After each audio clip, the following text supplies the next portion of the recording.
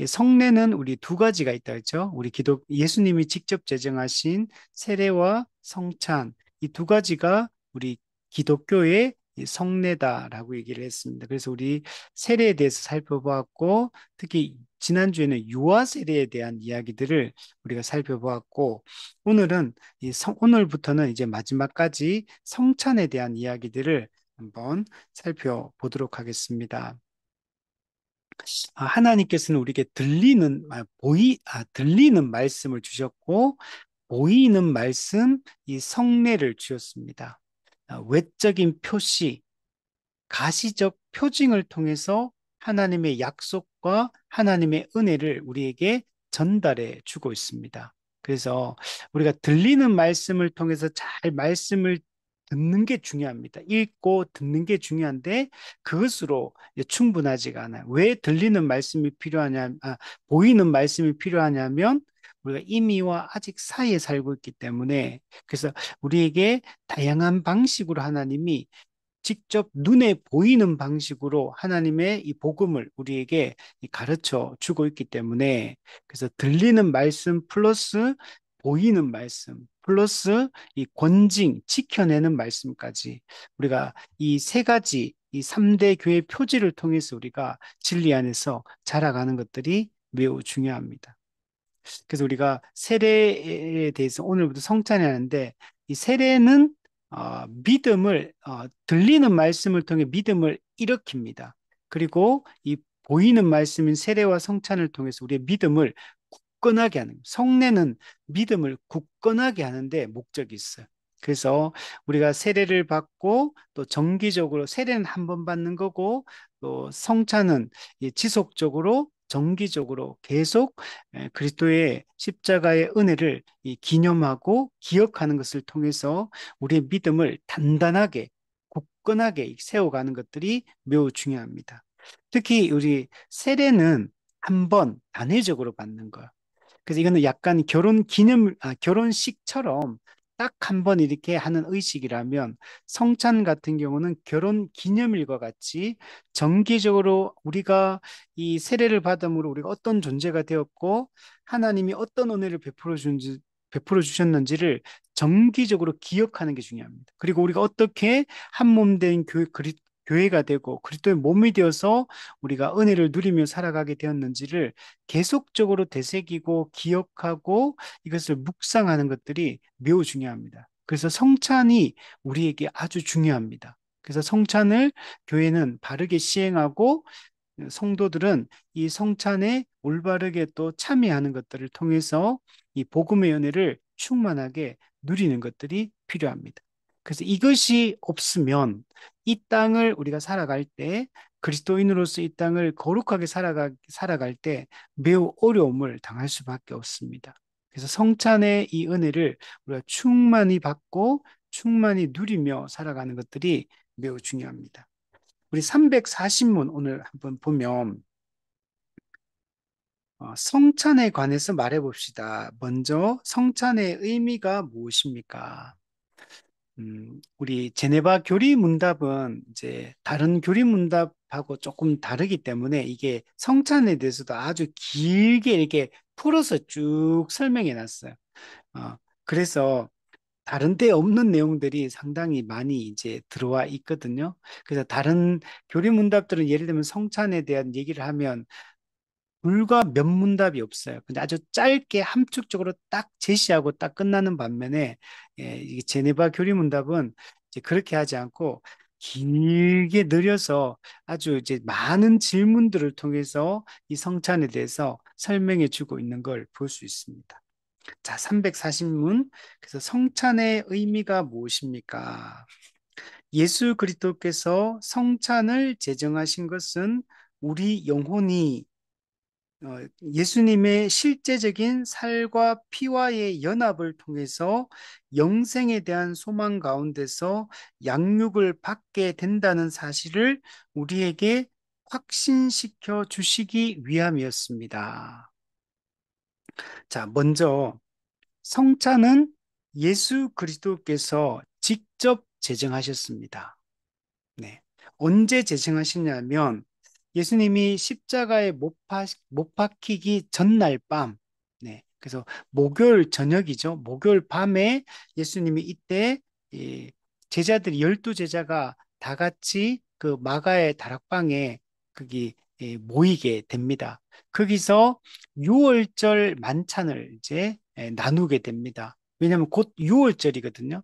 그래서 유월절 절기를 지키기 위해서 유월절 만찬을 먹는 가운데 예수님이 거기서 제자들의 발도 씻으시고 이런 일도 하시고 또 예수님이 이 유월절 만찬을 성만찬으로 이렇게 변화시키는 것을 볼 수가 있습니다. 그러니까 원래는 이 시간이 유월절 절기를 지키기 위해서 예루살렘으로 올라왔고, 물론 예수님은 십자가에 못 박히기 위해 올라오신 것이지만, 어쨌든 유월절 만찬 자리로 여기 모였는데, 근데 예수님은 유월절 만찬을 성만찬, 성찬으로 이 의식을 변화시키고 있는 겁니다. 이 장면이 어떤 장면이냐면 구약에 예언되었던 새 언약을 체결하는 체결식을 하고 있는 겁니다. 우리 창세기에 보면 아브라함에게 아브라함의 언약의 내용을 선포하시고 12장에서 15장에서 언약 체결식을 하거든요. 마찬가지로 그 출애굽기의 모세 언약도 마찬가지예요. 출애굽기 19장에서 언약을 선포하시고 실제 언약 체결은 출애굽기 24장에 가서 실제로 언약 체결식을 하게 됩니다. 마찬가지로 예수님께서 예레미야서 또 에스겔서에서 새 언약을 선포, 즉 계시 또는 선언을 하신 겁니다. 예언 계시를 하신 것. 근데 실제로 새 언약이 체결되는 것은 예수님이 이 유월절 만찬 이 자리에서 예수님이 그, 이게 주님의 살과 피에 대한 얘기를 하시면서 이 새 언약을 체결하는 체결식을 하게 되는 겁니다. 그리고 다음날, 그날 예수님은 이제 성만찬을 하고 나서 예수님은 이제 잡힙니다. 밤에 잡혀서 이제 끌려가게 되고 그 다음날 예수님은 십자가에 못 박혀서 죽게 됩니다. 즉 예수님의 십자가 죽음은 뭐냐면 그 전날 저녁에 이 성만찬을 통해서 새 언약을 체결하고 십자가에 그 다음날 못 박혀 죽음으로 이 새 언약을 성취를 하는 겁니다. 그래서 어, 이스라엘이 포로 당했던 그때 그 시기에 새 언약을 계시 또는 예언하시고 이때 잡히기 전날 밤에 예수님은 새 언약을 체결하시고 그리고 그 다음날 십자가에 못 박혀 죽으심으로 새 언약을 성취하시게 되는 겁니다. 그리고 예수님은 재림하심으로 새 언약을 재림하셔서 최후 심판을 시행함으로 새 언약을 완성하시게 되는 겁니다. 자, 이렇게 이 성만찬이 제정되었다라는 걸 볼 수 있어요. 그때 예수님이 그 제자들의 발을 씻으시고 예수님이 떡을 가지고 포도주를 가지고 말씀하십니다. 떡을 떼시면서 이것은 너희를 위해 주는 내 몸이니 이것을 행하여 기념하라. 예. 떡을 떼고 이것은 너희를 위해 주는 내 몸이다. 내 몸을 준다. 이렇게. 이것을 영원히 기념하라. 이렇게. 그리고 이 잔은 내 피로 세우는 새 언약이다. 이 포도주의 잔은 내 피, 예수님의 피, 예수님 십자가 죽음의 피를 얘기하죠. 세우는 새 언약이다. 이것을 행하여 마실 때마다 나를 기념하라. 즉, 이제 이후에 이제 교회는 계속 정기적으로 성찬을 거행하게 됩니다. 초대교회 때는 그 날마다 성찬을 그 밥을 먹는 이 공동 식사 가운데 성도들이 거기서 성찬을 곧바로 떡을 떼며 성찬을 바로 시행을 하십니다. 그러다가 이제 그 과도기가 지나고 교회가 이제 지역 교회로서 교회가 세워지고 또 교회를 지도하는 목사가 세워지고 직분이 세워지고 그러면서 이제는 그 지역 교회를 중심으로 합법적 사회로 사역자로 어, 이렇게 세워진 그 목사의 집례를 통해서 이제 교회가 이 성찬을 이 거행하는 방식으로 그때부터 내려와서 지금까지 우리가 이런 방식으로 성찬을 거행을 하고 있습니다. 그래서 어쨌든 예수님이 직접 성찬을 제정하시고 이 떡과 포도주, 이 예수님의 살과 피를 계속적으로 이것을 기념해라. 예수님의 살을 찢으시고 피를 흘리신 그것의 의미를 계속적으로 기억하고 묵상하고 붙들고 살아가라고 이렇게 말씀을 하고 있습니다. 그래서 우리가 예수님을 믿으면 우리는 실제적으로 또 예수님의 이 성찬에 참여해서 그 떡과 포도주를 마시면 실제적으로 우리는 예수님의 그 살과 피에 여러분 연합해서 그 살과 피의 그 은혜를 살을 찢으시고 피를 흘리신 그의 은혜를 그 효력을 우리가 실제로 전달받게 됩니다. 그래서 우리는 실제로 먹는 거는 외적인 표시인 떡과 포도주를 먹지만 그 떡과 포도주가 상징하는 예수님의 살과 피를 먹게 되는 거고 예수님의 그 살과 피를 먹는다는 말은 예수님의 살을 찢으시고 피를 흘리신 십자가 죽음의 그 은혜를 우리가 그 유익을 우리가 누리게 된다라고 얘기를 하고 있는 겁니다. 그래서 우리는 이제는 생명을 얻게 되죠. 그 예수님의 인자의 살과 피를 먹으면 구원받아서 우리는 생명을 얻게 되고, 그리고 우리는 이제 앞으로 장차 영원한 생명을 누릴 것을 우리가 이제는 이 소망 가운데 이 살아갈 수 있게 된 겁니다. 그래서 우리는 예수님의 그 살과 피의 효력을 받아 영원한 생명을 가졌고 우리는 그 생명을 누리며 장차 영원히 살게 될 것을 성도는 확신할 수 있게 되는 겁니다. 정말 놀라운 은혜를 우리가 이제 받은 겁니다. 그래서 어, 예수님은 그 살과 피를 참된 양식이요, 참된 음료다 이렇게 얘기합니다. 우리 육신이 이 음식을 먹고 물을 마시고 우리가 영양가 있는 음식을 먹어야 살듯이 그리고 우리는 인자의 살과 피를 먹고 마셔야 돼. 우리 요한복음에도 인자의 살과 피를 먹고 마시지 않으면 너는 나와 상관없다 이렇게 하죠. 우리는 날마다 인자의 살과 피를 먹고 마심으로 이 영적 생명을 우리는 누릴 수 있게 되는 겁니다. 여러분, 성찬을 거행하는 것은 단순히 기념 행사 같은 게 아니에요. 이거는 실제로 우리가 떡과 포도주를 먹고 마실 때 그 떡과 포도주가 표시하는 인자의 살과 피를 실제적으로 먹게 되는 겁니다. 물론 그 떡과 포도주 자체가 예수님의 살과 피로 변화하는 건 아니에요. 그건 로마 가톨릭이 주장하는 화채설은 잘못된 겁니다.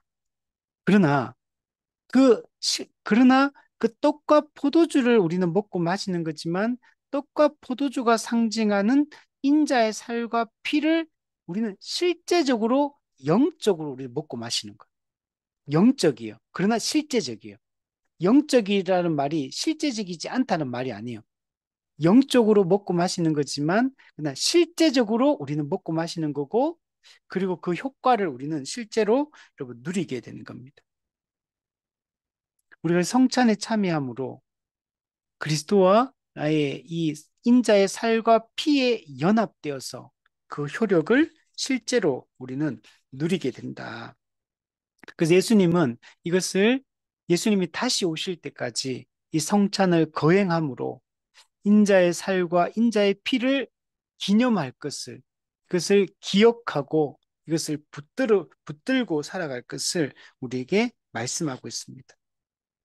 그 우리가 이 인자의 살과 피를 성찬을 통해 먹고 마실 때마다 우리가 새 생명을 얻은 자, 우리가 은혜, 언약 아래 있는 자라는 사실을 확신할 수 있고 장차 우리는 영원한 그 영광에 들어갈 것을 여러분 확신하고 소망하며 우리는 살아갈 수 있게 여러분 되는 겁니다. 그래서 성찬이 여러분 우리가 생각하는 것보다 엄청 중요해요. 교회가 보이는 말씀으로서 이 세례와 성찬이라는 게 얼마나 중요한 건지 몰라. 이걸 함부로 취급해서도 안 되고. 그래서 우리 교회 참된 교회 3대 표지 중에 두 번째가 성례를 정당하게 거행하는 것이다라고 얘기해요. 교회가 세례도 정당하게 거행을 해야 되고 성찬도 정당하게 바르게 해야 돼요. 고린도 전서에 보면 이 성찬을 바르게 시행하지 않으면 그 벌을 받아요. 약해지고 병들고 그리고 죽는다 이렇게 표현됐어요. 당시 고린도 교회는 이 성찬을 함부로 거행함으로 말미암아 그 하나님의 징계로서 약해지고 병들고 실제로 죽는 일들이 일어났어요. 그래서 그걸 바울이 고린도전서에서 그 내용을 성찬을 잘못 참여하게 될 때 받게 될 그 벌에 대해서 기록을 실제적으로 하고 있는 겁니다. 그래서 우리는 이 성찬을 가볍게 여기지 말고 이 성찬은 복음의 은혜를 눈에 보이는 방식으로 직접적으로 이 전달하는 방식이거든요. 이 복음을 대하는 태도를 얘기하는 거고 성찬을 대하는 태도는 우리를 위해 십자가에 못 박혀 죽으신 예수 그리스도를 대하는 태도하고 여러분 똑같은 겁니다. 그래서 이 성찬에 참여할 수 없는 두 종류의 사람에 대해서 바울이 얘기를 하거든요. 첫 번째는 뭐냐면 예수님의 인자의 살과 피 흘리심의 그 의미를 바르게 이해하지 못하고 바르게 믿지 않는 자들은 성찬에 참여할 수 없어요. 즉 쉽게 얘기하면 십자가 복음을 이해하지 못하는 자, 믿지 않는 자는 성찬에 참여하면 약해지거나 병들거나 죽게 됩니다. 벌을 받게 돼요. 두 번째는 그 십자가 복음의 결과로 탄생한 교회, 이 교회는 하나된 교회, 한 몸된 교회, 한 가족된 교회라고 얘기하거든요.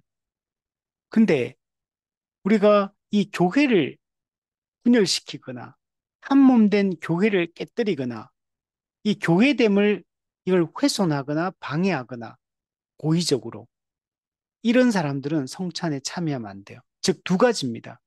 복음을 알지 못하고 믿지 않는 자, 복음을 거부하는 자. 두 번째는 그 복음의 결과로 탄생한 교회를 경멸히 여기고 교회를 함부로 하고 교회의 하나됨을 깨뜨리고 교회의 거룩성을 깨뜨리는 경우 이 두 가지 경우에는 성찬에 참여할 수 없습니다. 우리 보통 일반적으로 교회에서 뭐 마음에 꺼리낌이 있는 사람은 성찬을 받지 마세요. 이렇게 목사님도 얘기하잖아요. 그 마음에 꺼리낌이 있다는 게 그게 무슨 내가 무슨 연약해가지고 뭐 누구를 막 미워했어 최근에 막 마음속에서 막 저 사람 미워 죽겠다 막 미워하고 막 정죄하고 비판하고 막 막 이렇게 했어. 근데 나도 잘못됐다는 거 알면서도 막 미워가지고 자꾸 미워했어요. 이런 걸 가지고 얘기하는 게 뭐야? 아니면 누가 어떻게 하다가 가다가 남의 집에 있는 저 포도가 너무 맛있어 보여가지고 가다가 나도 모르게 손을 뻗어서 포도 하나를 따먹었어요. 성찬에 참여하면 안 되겠다. 그런 걸 얘기하는 게 아니에요. 도덕적인 그런 죄들을 짓고 뭐 좀 연약하기 때문에 안 지어야 되는 거 알고 어, 하지만 연약해가 자꾸 죄를 짓고 또 뭐 반복적인 죄를 짓고 이런 것 가지고 성찬에 참여하면 안 된다라고 얘기하는 게 아니고 그거는 무슨 기준으로 그걸 정해요? 예를 들면 어떤 사람은 포도 하나 따먹어도 양심의 가책을 받는 사람이 있고 어떤 사람은 수박 하나를 따먹고도 양심의 가책이 없는 사람이 있고 어떤 자동차를 훔치고도 양심의 가책이 없는 사람이 있는데 그게 무슨 기준으로 도덕적인 그런 걸 가지고 얘기하는 게 아니에요. 복음을 거부하거나 교회의 하나됨과 거룩성을 깨뜨리거나 이 두 가지 경우에 이 성찬에 참여할 수 없다라고 얘기를 하는 겁니다. 그래서 우리가 그리고 성찬을 시행하는 방식에 있어서도 합법적인 사역자에 의해서 반드시 이 성찬을 거행을 해야 되고, 그리고 성찬을 거행을 할 때도 먼저 복음의 은혜를 충분히 설명하는 것들이 반드시 이 전제가 돼야 됩니다. 그리고 나서 우리가 받는 이 떡과 포도주의 의미가 무엇인지 명확하게 이해할 수 있도록, 그리고 그것을 이해한 사람이 그것을 받아들일 수 있도록 해야 되고, 또 성찬은 반드시 세례를 통해 한 지역교회에 속하거든요. 이게 교회론적 의미예요. 교회론적 의미가 이 세례를 받음으로 그 지역교회에 속해 그 성도가 되는 겁니다. 그 지역교회의 한 몸이 돼요. 그리고 성찬은 그 세례를 통해 그 지역교회의 회원이 된 사람이 우리가 이 지역교회 회원으로서 한 몸을 이루어서 이미와 아직 사이를 살아가고 있다. 그래서 우리가 1차적으로 가장 기초적인 단위로 지역교회가 우리 한 몸, 한 가족이라는 걸 인식하고 여기에 충성하고 여기에 헌신하고 서로 돌보며 사랑하며 살겠다라고 세례 때 우리가 그 세례 때 그것을 서약을 했고 성찬을 통해서 세례 때 했던 그 서약을 재확인하고 다시 한번 우리가 누구인가를 기억하고 우리가 누구에게 속했고 누구에게 헌신하며 누구를 돌보며 누구와 함께 살아가야 되는지를 재확인하는 과정이 성찬이에요. 그래서 성찬은 반드시 지역 교회를 중심으로 성찬이 베풀어져야 되고 그 지역 교회 세례교인, 등록 교인 이 사람들만이 그 세례에 참여할 수 있습니다. 이 지역교회에 속하지 않은 외부 성도들은 그 교회가 시행하는 성찬에 참여할 자격이 없어요. 우리가 세례를 통해 한 지역교회에 속한, 세례 받고 나서 뭐 두 개 교회 동시에 뭐 등록하고 이런 게 아니잖아요. 우리가 권징도 마찬가지예요. 한 지역교회에 속한 자에게만 권징이 가능합니다. 제가 목사라고 해서 저 옆에는 우리 동네에 있는 이웃 교회 성도를 죄 짓는다고 제가 권징 못 하잖아요. 마찬가지로 그 사람에게 제가 세례 못 줍니다. 그 교회 다니는 성도에게 그 교회 다니고 이제 세례 받을 시간이 됐다고 해서 제가 목사라고 그 사람한테 세례 줄 수 있나요? 할 수 없죠. 마찬가지로 성찬도 남의 교회 목사가 다른 성도에게 성찬을 베풀 수가 없습니다. 기본적으로. 세례나 성찬이나 권증은 반드시 한 지역 교회를 단위로 하는 행위들이에요. 전부 다가. 그래서 그 안에서 이런 성찬을 그래서 이걸 울타리 성찬이다. 또는 제한 성찬이다. 이렇게 얘기하는 거. 근데 지금 한국 교회는 전부 다 열린 성찬을 하고 있어요. 그냥 아무나 그냥 교회 다니고 교회 예수 믿는다 그러면 그냥 아무나 다른 교회 가가 다 참여하도록 허용을 해버리잖아요. 근데 어떻게 확인합니까? 그 사람이 세례받았다고 거짓말하는 건지 어떻게 확인해요? 그 사람이 복음을 거부하고 있는지 어떻게 확인해요? 그 사람이 교회 하나됨을 깨뜨리고 다른 교회 권징받은 성도인지 또는 그 교회에서 지금 교회의 거룩성과 하나됨을 깨뜨리고 그런 삶을 살고 있는 사람인지 어떻게 확인합니까? 확인할 수가 없잖아요. 그리고 기본적으로 안 되지만 확인만 된다 하더라도 확인이 불가능해요. 근데 성찬은 아무나 참여하게 해서는 안 돼요. 반드시 교회에 허락이 있고 교회가 확인된 사람에게만 성찬을 참여해야 되거든요. 그래서 원리상도 안 맞고 확인할 방법도 없어요. 그렇기 때문에 아무한테나 성찬을 베풀면 안 돼요. 만약 그 성찬이 아무나 함부로 성찬을 고린도전서 말씀처럼 참여하게 되면 아까도 얘기했지만 약해지고 병들고 이러면 죽게 됩니다. 그만큼 이 복음을 함부로 훼손하고 복음을 능멸하는 행위이기 때문에 그래서 이거는 매우 엄격하게 다뤄진다는 사실들을 믿어야 돼요. 여러분 초대교회 보면 아나니아 삽비라 사건 있잖아요. 그 복음의 은혜를 그리스도의 십자가의 은혜를 함부로 이렇게 부정하고 성령이 그 십자가의 은혜를 우리에게 적용해서 교회를 세우시는데 그 초대교회 아주 중요한 그 순간에 근데 아나니아 삽비라가 그 복음의 영광, 그리스도의 행하신 일, 그 성령의 사역을 다 함부로 취급하는 그 거짓말하고 하는 게 하나님을 속인다, 성령을 속인다, 하나님께 거짓말한 것이다 이렇게 말하잖아요. 그래서 어떻게 합니까? 곧바로 적결 처분해버려요. 그래서 아나니아 딱 오자마자 바로 딱 물어보고 나서 바로 심판을 시행해버려요. 삽비라 오자마자 바로 시행해버려요. 그게 매우 중요한 사건이거든요. 그래서 복음과 하나님의 복음의 결과인 교회를 또 성령이 오순절에 성령이 오셔서 지금 그 하나님의 구원 경륜을 따라 지금 교회를 세우고 있고 그 복음의 영광을 교회를 통해 드러내고 있는 이때에 그것을 거부하거나 그것을 훼손하는 것들을 얼마나 그 엄격하게 다루고 있는지를 보여주고 있어요. 이게 구약에도 동일한 이 비슷한 사건이 있어요. 가나안 정복할 때 여리고 성을 정복하고 아이성 전투를 하는 그 과정 속에서 그 아간이 그 훔친 물건을 훔쳐요. 그거는 지금 하나님이 출애굽 구원해서 광야, 가나안 땅, 하나님 나라를 상징하는 가나안 하나님 나라를 향해 나아가는 그 광야 생활을 거치고 이제 그 광야 생활을 오늘 우리로 따지면 구원받고 우리가 우리가 육체적으로 죽던 예수님 재림할 때까지든 이 과정 인생의 이게 구약으로 보면 광야 시간이거든요. 그리고 가나안 땅이라는 건 하나님 나라를 상징하거든요. 적과 꿀이 흐르는 땅, 약속의 땅, 하나님이 함께 하시는 땅, 임마누엘의 땅. 그 땅에 들어가서 지금 그런 그것을 하나님이 하시는 구속 사역의 구속 역사의 그 과정에서 그 초치는 작업, 그 찬물을 끼얹는 작업을 한 게 그 아간이 그 물건 훔친 거. 그건 단순히 그냥 물건 하나 훔치고 욕심냈다. 그래서 벌 받았다. 이런 얘기가 아니에요. 하나님의 구속사를 지금 망치려고 하고 있고 하나님이 하시는 구원 계획에 찬물을 끼얹는 일을 하고 있기 때문에 아간도 적결 처분해서 바로 죽여버리는 거. 심판을 바로 시행해버리는 거. 그럼 성경에 신약에 오면 성령 모독죄, 사함 받을 수 없는 죄가 있어요.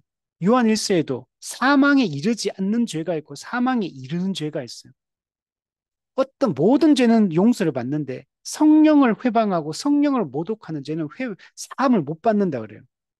그 사망에 이르는 죄, 성령 모독죄, 성령 회방죄 똑같은 죄예요. 그 의미가 뭐냐? 복음을 거부하고 교회의 하나됨과 거룩성을 깨뜨리는 거. 이 두 가지가 해당하는 거예요. 성령이 하시는 일이 뭡니까? 예수님은 우리를 위해서 죄인을 구원하기 십자가 사역을 감당하셨죠. 그 십자가 구속의 객관적 구속 사역의 효력을 우리에게 주관적으로 적용하는 분이 성령님이거든요. 그래서 오순절에 성령이 오신 거. 근데 성령을 모독하고 성령을 회방한다는 말은 성령께서 예수님이 성취하신 구속 사역의 효력을 우리 개인에게 적용하는데 그것을 망치는 게 성령 모독죄인 거예요. 성령의 구원 적용 사역을 방해하고 그것을 거부하고 그것을 깨뜨리는 게 성령 모독죄. 그게 사망에 이르는 죄입니다. 하나님이 창세 전부터 계획하신 구원을 예수님이 성취하시고 성령님이 그 구원의 효력을 적용하는데 그것을 거부하고 그것을 훼손하기 때문에 그는 적결 처분을 받아서 여러분 심판을 받는 겁니다. 그만큼 이게 무서운 일들이에요. 그래서 세례나 성찬도 우리가 이걸 함부로 우리가 복음을 거부하면 심판받는 지옥 간다 그러잖아요. 여러분 세례와 성찬도 복음이요. 오이는 복음이거든요. 이것을 함부로 거행하게 되면 심판을 받아 죽는 게 당연한 겁니다. 그래서 이걸 우리가 이 올바르게 이것을 이해하고 시행하는 것들이 매우 중요하다고 말할 수 있는 겁니다. 341문을 보면 왜 주님께서는 빵을 통해 당신의 몸을 또 포도주를 통해 당신의 피를 나타내 보여주신 이유가 무엇입니까? 그럼 빵이 우리 몸에 우리 육신적으로 생각해 보면 빵이 빵을 안 먹으면 우린 죽어요. 밥을 안 먹으면 죽어요. 그죠? 영적인 아니 그 육적인 양식이잖아요. 밥을 먹어야 살잖아요. 몸이. 그리고 몸이 건강하고 몸이 지탱되고 유지가 되는 것처럼 우리도 그리스도의 몸 그리스도의 인자의 살을 먹어야지만 우리의 영혼이 사는 겁니다. 육신이 빵을 먹어야 살듯이 우리의 영혼도 그리스도의 살을 먹어야지만 우리가 살 수 있게 됩니다. 우리가 영적으로 생명이 유지되기 위해서는 반드시 인자의 살을 먹어야 돼요. 그 예수님께서도 요한복음에서 말씀하시는 거예요. 인자의 살과 인자의 피를 먹고 마시지 않는 자는 내게 상관없는 자다. 그는 영생을 얻지 못한다. 우리는 인자의 살과 피를 자주, 날마다 우리가 먹는 것들이 여러분 필요합니다. 이도 마찬가지죠. 포도주는 일종의 우리가 육신의 몸의 기력을 회복하는 역할을 하는 게 이런 포도주입니다. 고대 사회는 그 당시는 이쪽은 물이 좀 귀하기 때문에 이런 포도주가 갈증을 해소하는 역할도 하지만 또 이게 우리가 몸이 지치고 힘들 때 이 원기를 회복하고 우리의 몸을 이게 쇠약한 몸을 기력을 회복하는 이런 용도로 이 포도주가 사용되었거든요. 마찬가지로 우리에게도 그리스도의 피를 우리가 마심으로 우리가 영적으로 우리가 기력을 회복해야 되는 우리가 구원을 이런 받아야 된다. 그래서 죄로 인해 죽을 수밖에 없는 우리가 이 그리스도의 살과 그리스도의 피를 먹고 마심으로 우리는 영적 생명을 얻게 되고 우리의 영적인 우리가 건강함을 우리는 유지할 수 있게 되는 겁니다. 그래서 우리는 이 성찬을 자주 거행하는 게 좋습니다. 우리 초대교회는 매일 날마다 있잖아요. 물론 나중에는 이제 교회를 중심으로 좀 이게 역사적으로 보면 이게 매일 하지는 않고 우리가 뭐, 어, 뭐 매주 이렇게 한다든지 또는 매월 한다든지 이렇게 바뀌어 오기는 했지만 어쨌든 간에 우리는 자주 시행하는 게 좋아요. 근데 집에서는 우리가 매일은 불가능합니다. 지금은 신약시대 때는 계시가 완성되었고 주님의 그 계시를 전달할 수 있는 복음을 전할 수 있는 이 교회가 세워졌고 그 교회를 목자장이신 예수님의 가르침과 다스림을 대행하는 목자인 목사가 세워져 있기 때문에 그래서 목사를 통해 예수 그리스도께서 그 성찬을 거행하도록 하는 게 이게 예수님이 정하신 이 성찬과 세례의 권징의 또는 설교의 방법이에요. 그래서 그래서 교리 문답들을 다 살펴보면 성찬과 관할 때 항상 자주 나오는 표현이 있어요. 합법적 사역자를 통해서 합법적으로 거행돼야 된다. 이게 매우 중요한 겁니다. 왜 중요할까요? 왜 공적 설교는 목사만 해야 될까요? 왜 세례는 목사만 줘야 될까요? 왜 성찬은 목사만 거행할 수 있을까요? 왜 권징은 왜 목사만 할 수 있을까요? 물론 목사 장로가 함께 하지만 그다음 목사가 없으면 장로만으로는 권징 세례 못 합니다. 반드시 목사가 중요합니다. 목사가 왜 목사에 의해서 합법적 사역자에서 이 모든 것들이 거행돼야 되냐면 아까도 말했죠. 들리는 말씀, 보이는 말씀, 성례, 지켜내는 말씀, 권징. 말씀, 성례, 권징은 전부 다 복음을 드러내고 복음을 나타내는 방식이에요. 근데 왜 합법적 사역자인 목사를 통해 거행돼야 되냐면 복음이 변질되지 않아야 되기 때문에 그래요.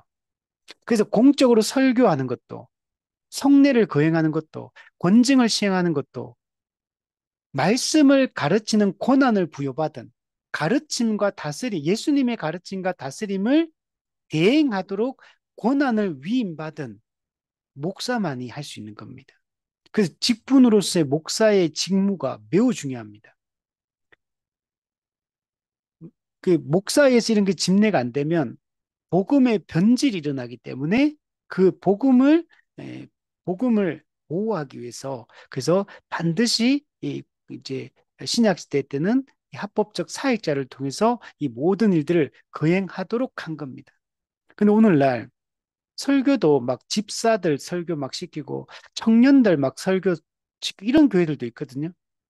이거 잘못된 겁니다.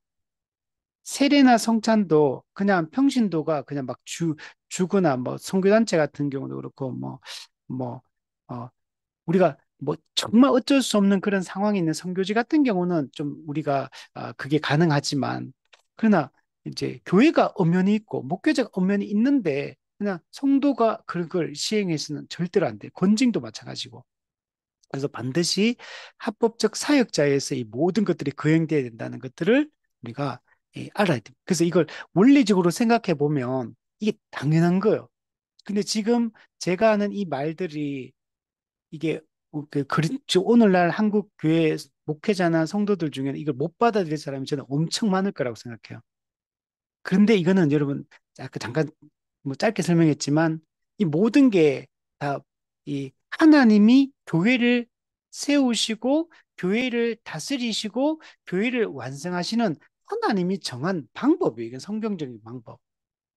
이게 갑자기 우리가 사람이 그냥 세운 게 아니고 성경에서부터 하나님에 의해서 세워진 방식이라는 걸 생각해야 돼요. 그래서 그래야지만 우리가 복음을 지킬 수가 있고 하나님 나라를 현시하는 교회를 올바르게 지킬 수가 있고 그래야지만 이 땅에 정말 교회를 통해 하나님 나라가 분명하고 선명하게 드러나게 됩니다. 그래서 이걸 여러분 혹시 지금 이걸 잘 받아들이신지 제가 잘 모르겠는데 이 원리들을 잘 생각해 보세요. 이게 하나님이 정한 방법이고 그리고 이게 교회가 2000년 교회사 속에서 역사 속에서 해오던 방식이고 그래서 특히 이게 중세 1000년 동안 이게 완전히 무시당했기 때문에 그래서 종교개혁자들이 이런 부분들에 대해서 이 교리문답이나 신앙 고백서 안에서 이런 것들을 자세하게 설명을 해주는 이유가 그 당시 교회가 이렇게 안 했기 때문에 그것 때문에 이 모든 복음의 변질이 중세 1000년 동안 찾아왔잖아요. 교회가 완전히 중세교회가 거짓교회로 이렇게 세워졌던 거잖아요.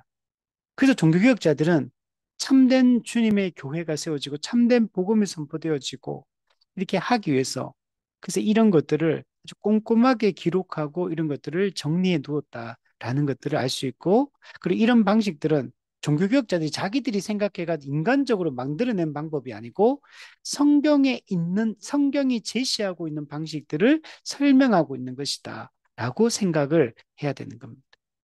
그래서 우리가 세례나 성찬에 대해서 올바른 이해, 우리 역사적으로 우리 교회들이 해왔던 기본적인 이해들을 우리가 바르게 아는 것들이 중요하고 오늘날 어떤 부분들이 우리 세례나 성찬 부분이 현대 교회가 이것을 잘못 시행하고 있는지를 우리가 바르게 아는 것들이 중요하다 말할 수 있습니다. 자, 342문. 우리는 실제적으로 주님의 몸과 피에 연합되어야 할 필요가 있는 것입니까? 그죠? 우리는 예수님을 믿음으로 그리스도와 연합했어요. 그리고 우리는 이 성찬에 참여함으로 예수님의 그 인자의 살과 인자의 피에 연합이 되는 거예요. 그 연합이 되어서 예수님이 살을 찢으시고 피를 흘리신 것의 그 효과, 그 은혜가 우리에게 전달이 되는 겁니다. 그리스도와 연합해야 된다. 인자의 살과 피에 연합하는 거예요, 그거는. 그거 왜 그걸 해야 되느냐? 그리스도의 인자의 살과 피에 연합이 되어야지만 구원이 가능하기 때문에 그래요. 그리스도와 연합한다는 말은 그리스도의 살과 피에 연합한다는 말이에요. 그래야지만 구원이 가능하고 죄 문제가 해결될 수 있고 의롭다함을 받을 수 있기 때문에 그런 겁니다. 자, 그래서 밑에 보시면 분명히 그렇습니다. 왜냐하면 우리의 구원의 보장은 우리가 구원을 받는다는 것, 최종적으로 구원받는 것 무엇이 보증해 주냐면 예수님이 하나님 아버지께 대해 바친 복종에 있다. 이게 뭡니까? 예수님이 이 땅에 육신을 입고 성육신 하셔서 한 평생을 예수님은 율법에 순종하시며 사십니다. 그리고 예수님이 하나님의 뜻인 율법에 온전히 순종하신 그 순종의 절정이 뭐냐면 십자가에 못 박혀 죽으시는 거예요. 예수님은 우리 어, 우리의 인류의 죄를 대신해서 예수님이 화목제물, 하나님의 진노를 제거하기 위해서 예수님이 우리 대신 형벌을 받는 이 죽음을 예수님이 형벌적 죽음, 대속적 죽음을 예수님이 죽으신 겁니다. 그 예수님이 이루신 이 객관적 구속 사역, 구속 성취, 이것 때문에 우리의 구원이 보장되는 것. 그럼 우리의 구원의 근거는 뭐냐? 우리의 행위, 우리의 믿음이 아니에요. 예수님의 십자가의 은혜가 우리 구원의 근거요. 구원의 근본적, 예, 근원적 원인인 겁니다. 우리는 믿음으로 구원받는다 그러니까 믿음이 구원의 근거라고 오해하면 착각이에요. 믿음은 구원의 그냥 통로의 역할을 할 뿐이지 구원의 근거는 예수님이 우리 대신 행하신 이 십자가의 공로다. 십자가의 은혜다. 이렇게 생각을 해야 됩니다. 자, 그래서 뒤에 보면 그래서 그것 때문에 우리의 구원이 보장됩니다. 이 예수님의 이 복종은 마치 우리 자신의 것인 양 우리에게 돌려지기 때문입니다. 뭐, 어떻게? 여러분, 우리가 십자가 못 박혀 죽었습니까? 우리가 죄값을 지불했습니까? 우리 죄에 대한 형벌을 우리가 직접 담당했습니까? 우리는 아무것도 안 했어요. 예수님이 우리 대신 우리 죄에 대한 죄값을 지불하신 것이고, 우리가 받아야 될 형벌을 예수님이 대신 담당한 거죠. 그거는 예수님이 한 거예요. 우리가 한 게 아니에요. 그러면 그거는 예수님이 했기 때문에 우리하고 아무 상관이 없는 거예요, 사실은. 그런데 어떻게 예수님이 그렇게 율법에 순종하시고 십자가의 화목제물로 형벌 대속적 죽음을 죽으셨는데 그게 내가 한 것도 아닌데 그게 어떻게 내 걸로 받아들여집니까? 예수님이 하신 일의 효과가 왜 내가 한 것처럼 그 효과가 나한테 나타나느냐는 거예요. 믿음으로 그리스도와 연합했기 때문에 그 일이 일어나게 된 거예요. 우리가 예수님을 믿지 않으면 그리스도와 연합할 수 없고 그리스도와 연합하지 않으면 예수님이 행하신 일은 우리하고 아무 상관이 없어요. 예수님이 행하신 일은 객관적 구속 성취입니다. 그 나하고 아무 상관없어요. 근데 그게 내 사건이 되고 내 구원에 영향을 미치는 사건이 되느냐는 거예요. 믿을 때 그리스도와 연합하기 때문에 그런 거예요. 그리스도와 연합하면 어떤 일이 일어나냐면 그리스도와 함께 죽고 그리스도와 함께 살아나게 됩니다.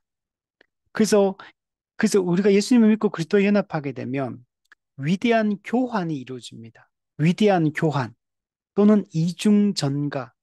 우리의 죄는 그리스도께 전가되고 그리스도가 성취하신 의는 우리한테 전가됩니다.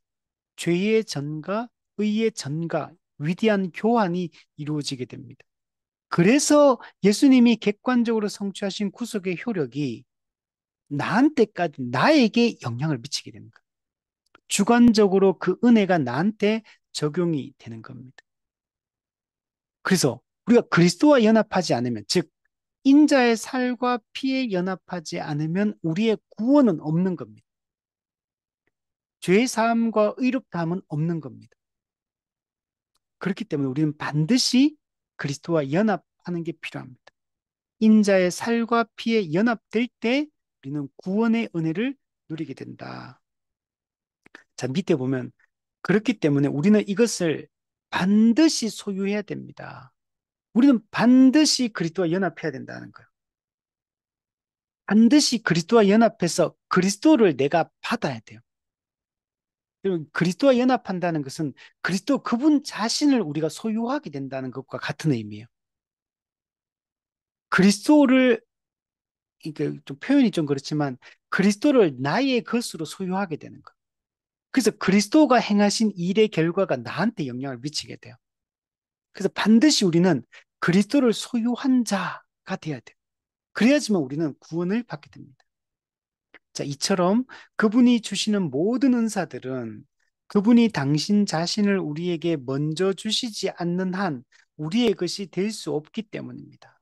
자, 예수님이 당신 자신을 우리에게 먼저 주셔야 된다는 것. 예수님이 자기 자신을 우리에게 주셔야 돼요. 어떤 방식으로 주시느냐? 우리가 예수님을 믿으면 그리스도와 연합하게 되고, 그리스도와 연합하게 되면 예수님이 우리의 것으로 우리에게 주시는 겁니다. 자기 자신을 우리한테 주시는 거예요. 그래서 우리가 예수님을 소유하게 된다. 그래서 구원이 이루어진다라고 얘기를 하고 있는 겁니다. 우리는 예수 그리스도를 소유하지 않으면, 즉 그리스도의 인자의 살과 피에 연합되지 않으면, 쉽게 얘기하면 그리스도와 연합되지 않으면 구원은 상관이 없는 것. 죄사함과 의롭다함은 이루어지지 않게 되는 것. 여러분, 성찬을 우리가 먹고 마신다는 게 여러 가지 의미를 설명할 수 있지만 바로 이 의미예요. 우리가 예수 그리스도와 연합해서 우리는 그리스도를 소유한 자가 되었고 반대로 보면 그리스도가 우리를 소유하게 된 것. 그래서 우리는 그리스도의 모든 충만함을 받아 누리는 자. 이 모든 충만함 속에는 죄 사함, 의롭다함, 또 그리스도께서 제공해 주시는 모든 영적인 복, 이걸 다 받아 누리는 자가 여러분 되게 된 겁니다. 자, 343문. 그리스도께서 우리를 하나님 아버지와 화해시키시고 우리를 저주로부터 구원해 내시기 위해 죽음을 당하셨을 때 그분은 이미 그 순간 당신 자신을 우리에게 주신 것이 아닙니까? 그렇죠. 예수님이 왜 십자가에 못 박혀 죽으셨습니까? 자기 자신을 우리에게 주시기 위하여 못 박혀 죽으신 거예요. 그 예수님이 자기 자신을 십자가 못 박혀 죽음, 즉 화목제물로 죽으심, 희생제물로 죽으심, 대속제물로 죽으심을 통해 어떤 일이 일어났냐? 죄의 저주로부터 우리는 구원받는 거야. 왜? 예수님이 우리의 죄 값을 대신 지불했기 때문에. 즉, 예수님이 죄에 대한 형벌을 직접 담당하셨기 때문에 죄는 제거되게 되는 겁니다. 그죠? 죄가 요구하는, 죄 때문에 요구되어졌던 그 율법의 요구, 즉, 형벌, 그 형벌을 담당하셨기 때문에 죄는 사라지고 없는 겁니다. 죄가 사라지고 없으니까 어떻게 됩니까? 이 죄는 이사야 65장에 보면 하나님과 우리 사이를 가로막는 이 구렁텅이 같은 거거든요. 죄가 하나님과 우리 사이를 가로막는다 했거든요. 근데 예수님이 죄에 대한 대가 지불을 했기 때문에, 즉 형벌을 받았기 때문에 죄가 하나님과 우리 사이를 가로막고 있던 죄가 제거가 된 거예요. 죄가 제거되니까 하나님과 우리 죄인은 어떤 관계가 됩니까? 화해하게 되는 거죠. 화목하게 되는 거죠. 평화를 누리게 된 거죠. 그리고 우리는 이 죄와 저주로부터 또 완전히 벗어났고 하나님과 화해해서 이제 하나님과 친밀함을 누릴 수 있게 되고 하나님과 교제할 수 있고 하나님이 주시는 복을 받아 누릴 수 있는 이런 존재로 바뀌게 된 거예요. 그래서 우리를 뭐라고 부릅니까? 옛사람은 죽고 새 사람이 되었다. 새로운 피조물이 되었다. 이전 것은 지나갔으니 보라 너희가 새 것이다. 새로운 피조물이다. 라고 얘기하는 거. 과거에 나는 없고 죽었어요. 없어요.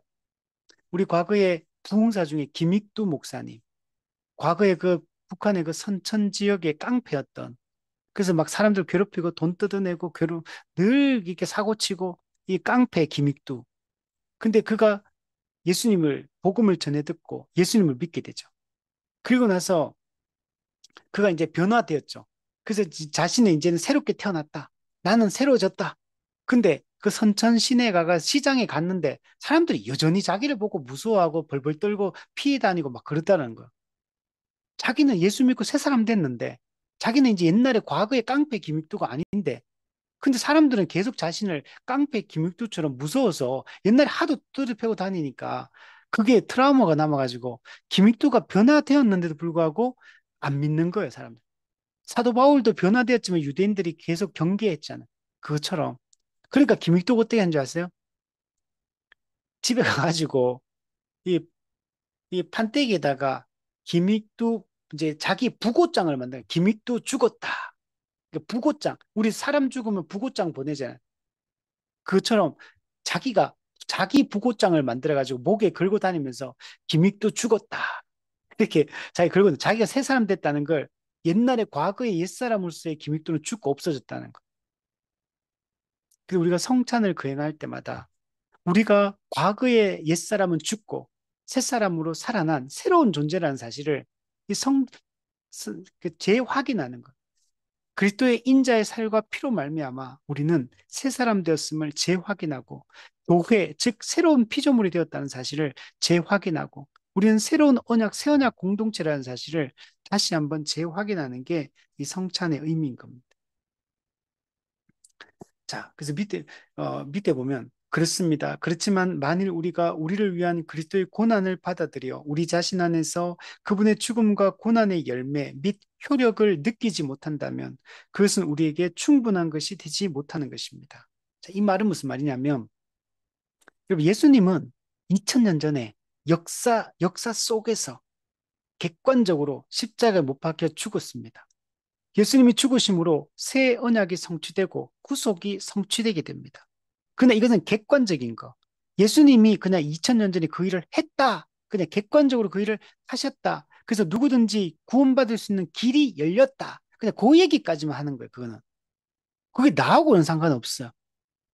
자, 그럼 어떻게 해야 되냐? 오늘 본문에 보세요.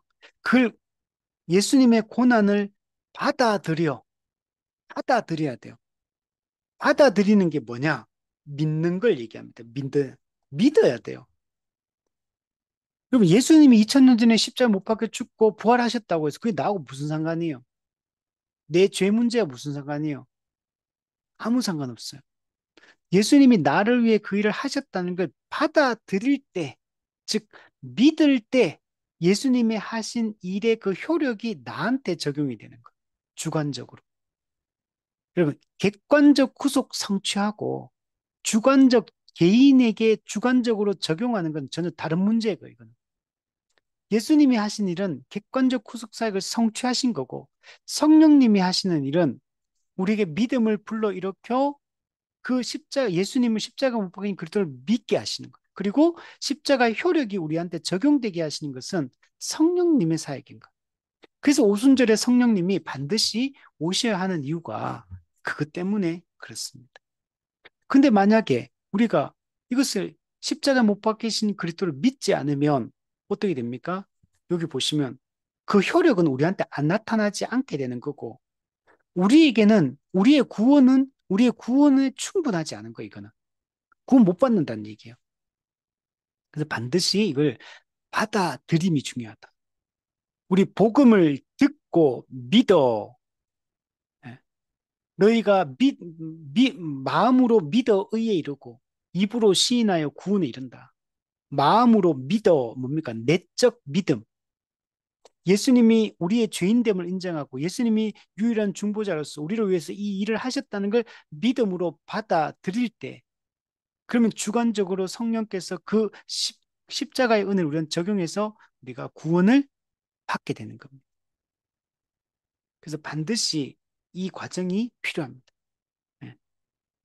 반드시 성령에 의한 우리가 믿을 때 성령에 의해서 우리가 구원의 아, 효력이 나타난다. 즉 이걸 성령의 효력 있는 부르심 또는 효과적인 부르심이라고 얘기하는 거예요. 자, 344문. 그것을 받아들이는 방법은 오직 신앙이지 않습니까? 자, 신앙, 믿음. 예, 믿음으로만 이걸 받아들일 수 있어요.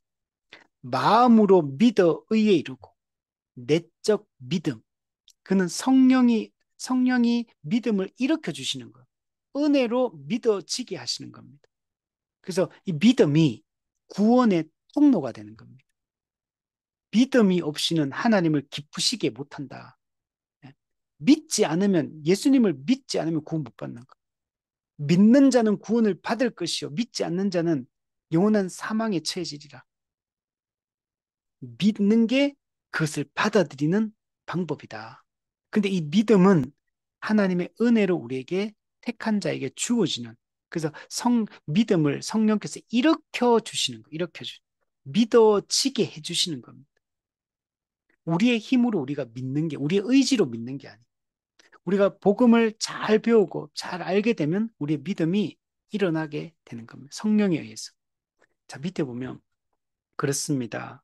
그러나 신앙은 단순히 그분이 우리를 영원한 죽음으로부터 구원하시고 우리에게 생명을 주시기 위해 죽으시고 부활하셨다는 사실을 믿는 것만이 아니라 지금 그분이 우리 안에 거하시고 머리가 지체들과 갖는 그러한 불가분적 연합으로 즉 머리이신 그리스도가 지체 즉 그리스도의 몸인 교회들과 갖는 불가분적인 연합으로 우리와 밀접하게 결합되어 계셔서 이 결합의 능력으로 우리를 당신의 모든 은혜에 참여하도록 만들어 주신다는 사실을 믿는 겁니다.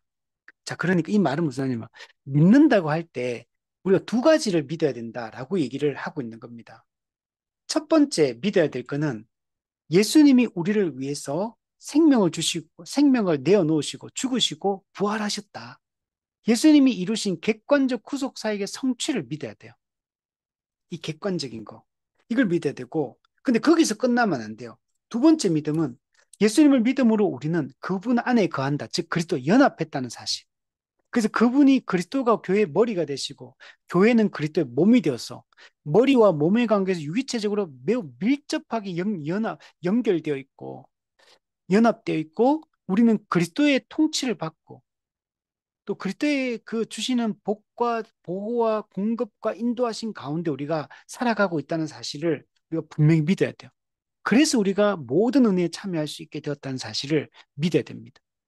그래서 우리는 예수님이 객관적으로 행하신 일들을 대한 지식과 믿음이 있어야 되고, 그것을 믿음으로 말미암아 우리가 주관적으로 어떻게 그 구원의 효력이 적용돼서 우리가 새로운 존재가 되고, 어떻게 머리이신 그리스도의 통치를 받으며 이 땅에서 그 영적인 복을 누리며 살아갈 수 있게 되었는가를, 그리고 그 결과를 우리가 믿어야 돼요. 그리고 장차 이루어질 결과까지도 우리는 믿어야 되는 것입니다.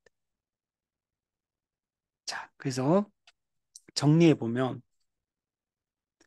우리에게 성찬을 우리에게 허락하신 이 은혜는 놀라운 것입니다.